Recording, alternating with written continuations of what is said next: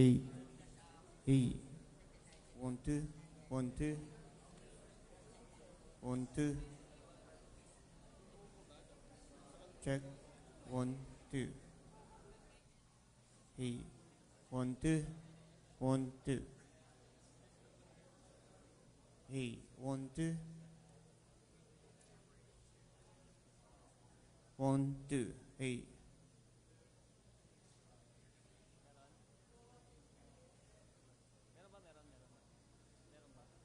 Meron. Hey, 1 2.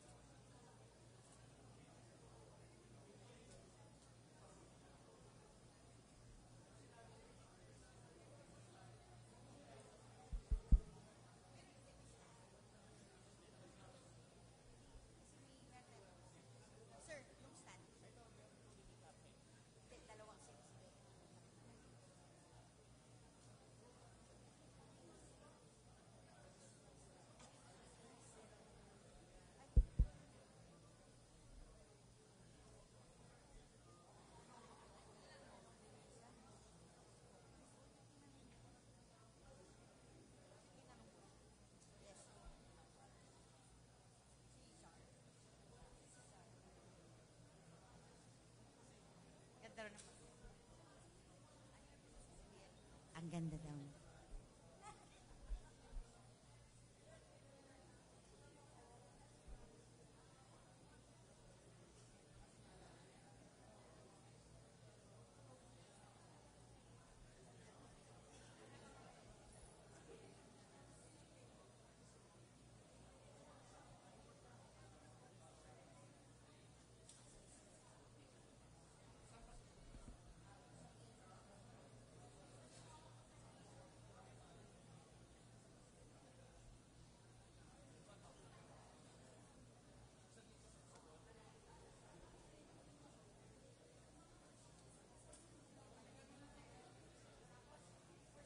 Papahawakan ko na lang.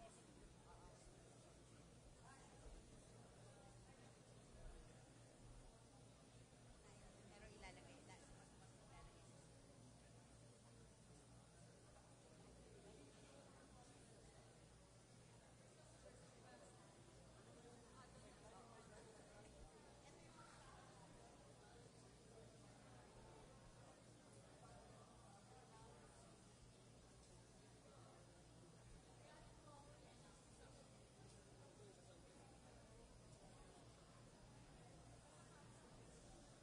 Hello. Hello.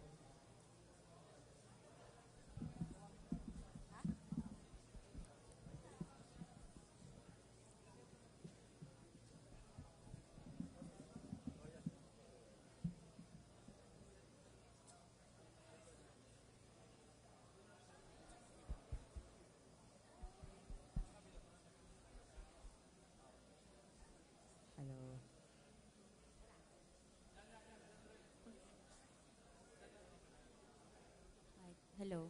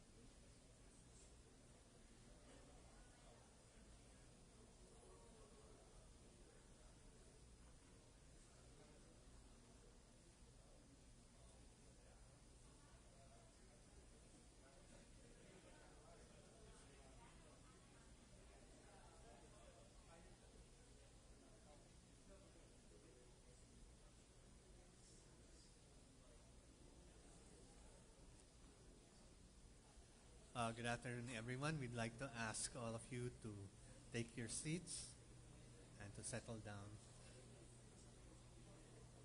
I am Assistant Secretary Andulong, and this press conference will be co-moderated by Mr. Sean Parnell, the spokesperson of the U.S. Department of Defense.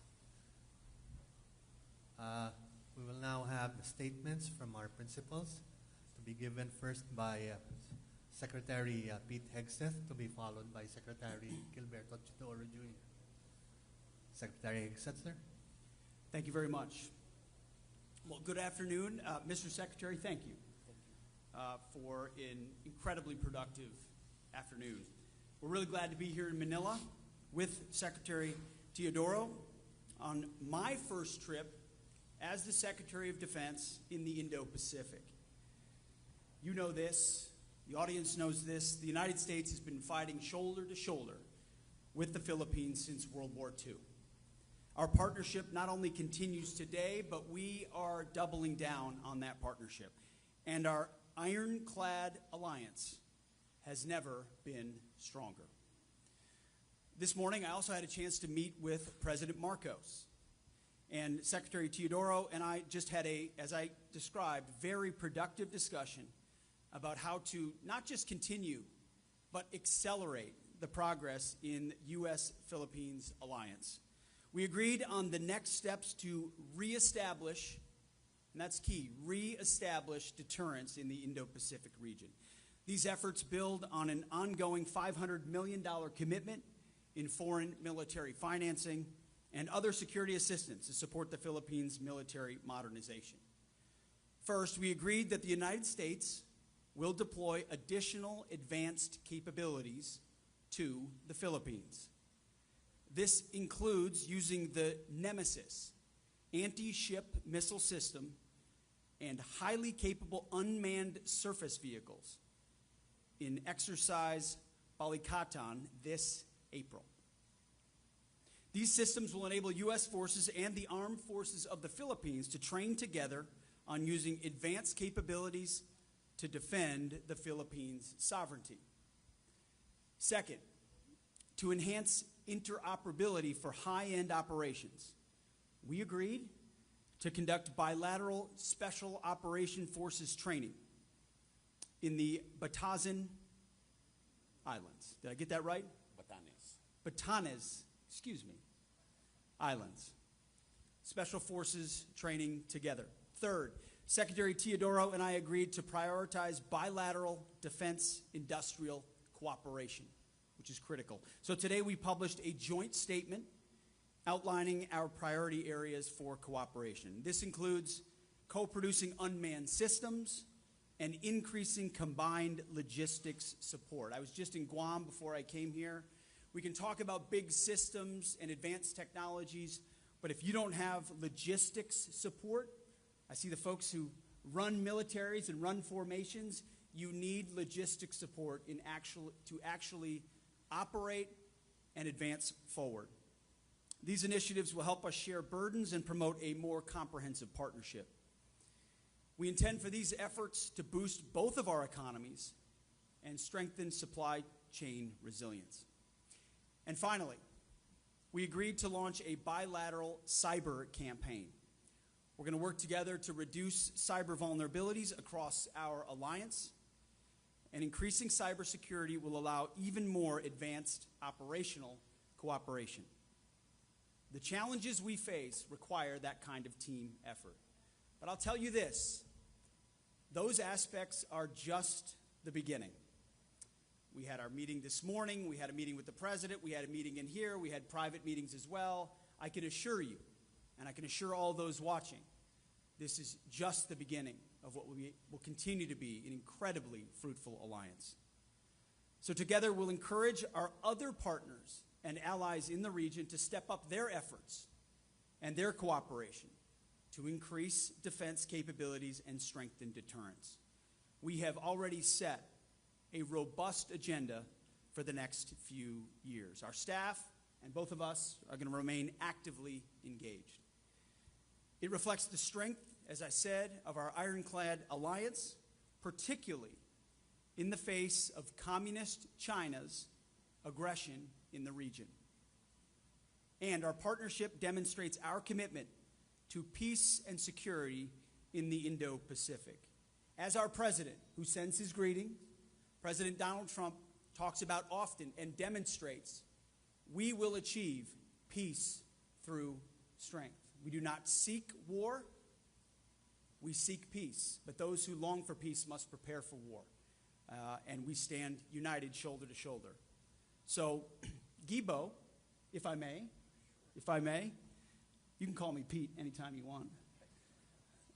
Thank you for hosting us today and for making great progress alongside us. I look forward to working closely with you to solidify that peace through strength. Thank you very much, sir. Thank you very much, Secretary Hegseth, sir. We now invite Secretary Teodoro to give his statement. We thank the Honorable Secretary Pete Hegseth, the Secretary of Defense of the United States, for his momentous visit to the Philippines. It is an honor for the Philippines to host Secretary Hegseth's first visit to Asia during his first trip to the Indo-Pacific. This signals how important our bilateral alliance with our only treaty partner, the United States, is, and we are gratified by the importance placed on the stability and enhancement of this relationship as a linchpin of securing peace and stability in the Indo-Pacific. We are grateful for the enduring support of the United States, including the State Department's issuance of a waiver, in part, in no small way, through the efforts of Secretary Hegseth and the rest of the team, for a waiver of foreign military financing for the Philippines. We believe these engagements are crucial and need to be enhanced in order for there, as Secretary Hegseth to put it, to be a re-establishment of effective deterrence against unwanted and malign influences that affect the stability not only of the Indo-Pacific, but of the whole world. And as Secretary Hegseth said, we are going to work very closely, not only with our treaty ally, but with other like-minded partners in re-establishing deterrence. This will mean increased interoperational activities, joint exercises, realistic training in a myriad of scenarios to mirror what may be possible in the future, God forbid. However, we must be prepared to answer and to meet and even to deter any possibility in the future for our mutual defense and the defense of freedom and international law. During our discussions, we discussed the enhancement of the quality of Philippine investments in strategic basing, in capability upgrades, in the skill sets of our fighting men, women, and our civilian personnel to complement the comprehensive archipelagic defense concept, which has in its underpinnings not only the Philippine Constitution, but international law. The deployment of the Nemesis and other unmanned surface vehicles will hasten the introduction of these technologies into the vista of the Philippine Armed Forces and will train our troops to train for higher technological capabilities that we need for effective deterrence in the future. The Philippines is prepared and is in fact taking a more active role in rallying our other allies and like-minded nations to resist any attempt to change international law by acquiescence or a fait accompli in the South China Sea. The number of status of visiting forces agreements that we are entering into is, for the rules-based international order, is proof of this. Because of the increased interoperational activities. We expect increased rotational presence of like-minded and allied troops in the Philippines. With our strategic basing initiative, we will also expect a heightened tempo of the Philippine Armed Force for external and territorial defense to put in our share of deterrence.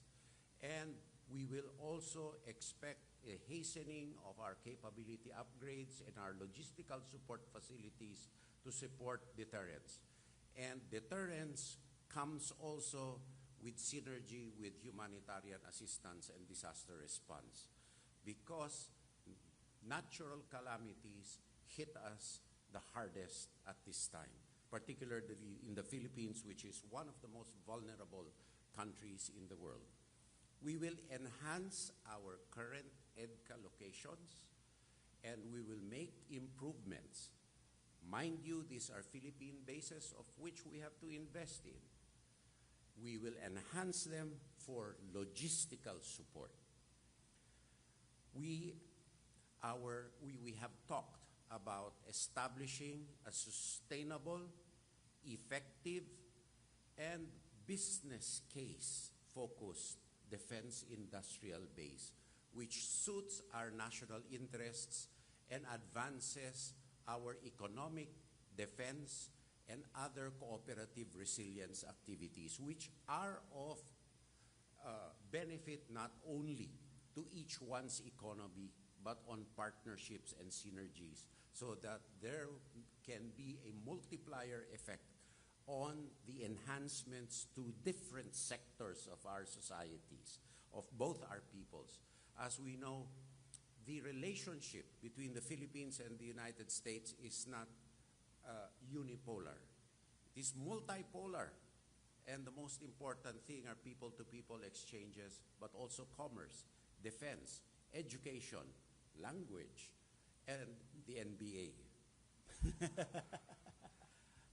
This initiative will support the self-reliance defense program of the Philippines and other initiatives of the United States government. On cybersecurity cooperation, as rightly said by Secretary Hegseth, we need to work hand in hand to develop resilience and security of our cybersecurity networks. When we work in partnerships, we need to keep those flows of information secure. We need to keep our own operations secure. And we need to tap each other's expertise, best practices, and hardware in order to secure our cyber systems. And this is not a one-stop deal. It goes on and on as threats evolve. So therefore, we are firming up our shop for IT and for cyber to work hand in hand with our treaty partner for mutual resilience and enhancements. In closing, I would like to categorically state that what is at stake in our unilateral and bilateral activities is not merely the security of either the United States or of the Philippines. We are facing a common threat, which now is the overreach of the Communist Party of China. So the Indo-Pacific, the rule of international law, freedom of navigation, and individual personal freedoms are what are at stake here. Therefore, as President Marcos has stated, U.S. leadership is essential to the continuing peace and stability of the Indo-Pacific. We look forward to the outcomes on the working levels of what we have agreed to and discussed here during our meeting, especially as we mark this year the 80th anniversary of, next year rather, of Philippine-U.S. ties in 2026. Once again, we are very thankful for the visit of Secretary Pete, who has not only built rapport with the Department of National Defense, but with the PT session with our troops, he has truly made his mark. Thank you for your visit, Secretary Pete. Thank you very much, Secretary Teodoro, sir. We will now begin our question and answer portion. I now invite our co-moderator this afternoon, Mr. Sean Parnell, DOD spokesperson, to call the name of the first journalist. Well, thank you, Bill from the Washington Times. Hi. Bill Gertz with the Washington Times. China is waging aggressive gray zone warfare in the South China Sea. Will the Trump administration order the Navy's 7th Fleet to provide a greater enduring naval presence in the South China Sea, considering the Biden administration failed to provide visible support there to a key U.S. ally, the Philippines? Well, Bill, it's a great question. You're right. What we're dealing with right now is many years of deferred maintenance, of weakness, that we need to reestablish strength and deterrence in multiple places around the globe, but pertinently today for this region. There was a lot of talk about shifting, a lot of talk about emphasis on the Indo-Pacific, a lot of talk about allies. What the Trump administration will do is deliver, is truly prioritize and shift this region of the world in a way that is unprecedented to match the threats of the future, with a recognition that for the 21st century to be a free century, America needs to stand alongside our allies and partners, shoulder to shoulder. Today it's the Philippines, tomorrow it's Japan, it will be Australia and South Korea and other nations in this part of the world, where together, by, with, and through, we will establish the deterrence necessary to prevent war. You mentioned the 7th Fleet.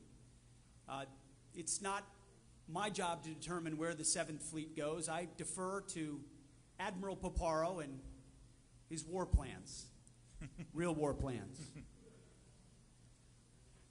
Admiral Paparo understands the situation, understands the geographic significance, understands the urgency, and is prepared to work with those in the region to ensure we are leaning forward in our posture, not waiting for events to develop, not retrograding to places further from the front, but deploying capabilities forward, posturing and creating dynamics and strategic dilemmas for the Communist Chinese that help them reconsider whether or not violence or action is something they want to undertake. Again, President Trump is a peacemaker. President Trump seeks peace. That's my message here as well. But in order to bring that peace, we will be strong. Our allies will know we stand with them. Our admirals are prepared and they will be properly equipped. We're rebuilding our military under President Trump, reviving that warrior ethos across the force. You know, I look out at the men and women of our military, many of which I did PT with this morning, younger and more fit than their secretary.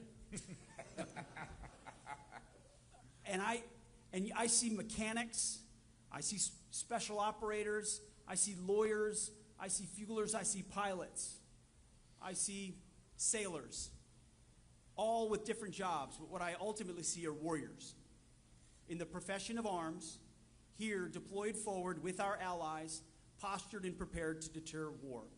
So Admiral Paparo is exactly where we need him to be, with contingencies laid in place, and we will be positioned to stand with our partners, hopefully to prevent any conflict at all. We now call on Mr. Chad Williams of Agence France Presse to ask his question. Thank you. This is for Secretary Hegseth. You gave a speech last month at a Pentagon town hall where you specifically talked at length about accountability. And I'm wondering, including even in the smallest things you said, and I'm wondering if now, as we have the Senate Armed Forces Committee asking for a report into the signal controversy, if you feel, as the leader of the Defense Department, you have any level of responsibility for what Marco Rubio and some other people have called a mistake. Thank you for the question. I'm responsible for ensuring that our department is prepared and ready to deter and defeat our enemies. And I'm quite proud quite proud of what our forces in CENTCOM did on that initial series of very effective and devastating strikes and the ongoing campaign that we are undertaking, because that is, again, on the backs of 4 years of deferred maintenance and failure and weakness of the Biden administration, we are reestablishing deterrence. And as the leader of that department, my job is to advise and work alongside the president and then work with my fellow cabinet members to ensure that we're operationalizing in every way possible, reestablishing that deterrence. So we will ensure the freedom of navigation returns to that part of the world, just as, pertinent to our conversation today, freedom of navigation is something the Philippines experiences in the South China Sea or the West Philippine Sea. It's something we take very seriously. So we'll go with Kazu next. Thank you so much for having us today. So I have a question for Secretary Hegseth. How do you evaluate the trilateral cooperation between the U.S., the Philippines, and Japan in deterring China? And do you intend to take a leadership of it? Well, thank you for the question. I'd love to have the Secretary answer as well. As he mentioned, this is not just country-to-country bilateral cooperation. This is trilateral. It's multilateral. The broader our alliance, the better. The more security cooperation, the better. The more interoperability, the better. The more contingencies, the better. Again, the more strategic dilemmas for our adversaries, the better. And so we're here in the Philippines to strengthen that partnership. We'll be in Japan to do the same. I believe as we speak, all three countries are sailing together right now in the region. So we have that kind of security cooperation happening right now with our navies at sea, sending those signals of cooperation. And I know President Trump values greatly the ability to bring together an alliance as opposed to just unilateral action, which is never as effective. But I would defer to the Secretary's thoughts as well. Well, thank you very much, Secretary Hegseth. The trilateral cooperation has been going at a very fast pace. As a matter of fact, we also, aside from the multilateral cooperative activity right now ongoing, Japan has just announced its inauguration of the Joint Operational Command under General Nagumo, which is at the operational level a result of our trilateral partnership. A lot of activities are ongoing, and we are merging and meshing these capabilities together with Australia at a speed which we have not seen in a long time. For the last question, we'll have JP Soriano of GMA News. Secretary Teodoro, Secretary Hegseth, welcome to Manila. Can you confirm the current status and estimated arrival date for the deployment of the mid-range capability Typhoon missile from the Indo-PACOM to the Philippines? And since Secretary Teodoro mentioned EDCA, Secretary Hegseth, how many more EDCA sites should Manila consider establishing in the Philippines, and how soon could that expansion take place? Additionally, and last question, how do you respond to China's warning regarding military cooperation with Manila, particularly their assertion to the Philippine government that, and I quote Chinese MOFA, nothing good could come from opening the door to a predator? Thank you. Go ahead. On the EDCA sites, as I stated earlier, that they will remain as such, and enhanced development will be taken thereon. On the medium-range capabilities, we will neither confirm nor deny any deployments. We will train as we see fit, and the Philippine Armed Forces will equip as it sees fit. And lastly, let the facts speak for themselves. I mean, where did the quote come from on the predator thing? Chinese MOFA. I think their worldview is really quite limited. That's why the robotic quality of their statements. I think that characterizing people who do not appropriate parts of the South China Sea as their own, as they do the 10-dash line, speaks loudly of themselves rather than others. And there was a collatilla to that, I believe, that the Philippines should not be a mouthpiece of any other country. You know, that's once again the product of a limited worldview, of a closed society. We don't practice propaganda in this country. We practice free speech and democracy.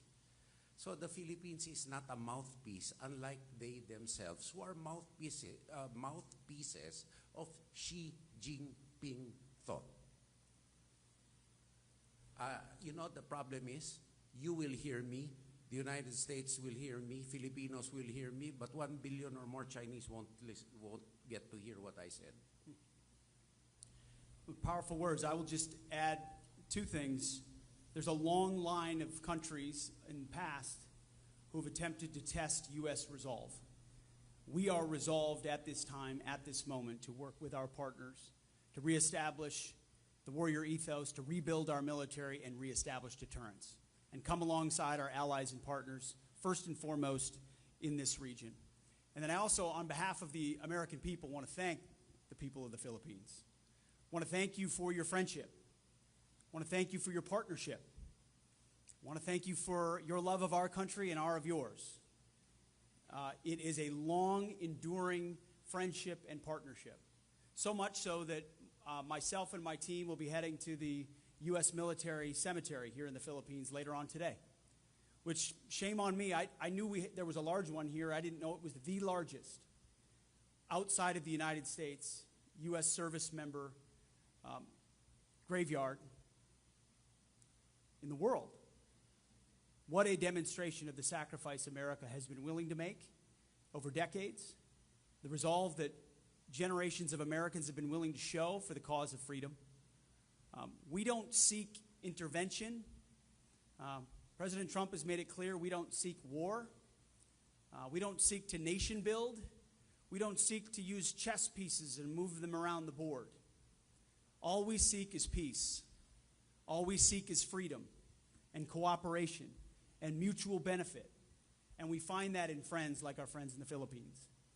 But do not mistake our friendship. Do not mistake our belief in peace and our desire for peace for a lack of resolve. Too many have. And America still stands strong today and will continue into the future. So I want to thank you all. Thank you very much, sirs. That ends our press conference. I now invite our two secretaries to stand together in front of the podium for our final video and photo opportunity.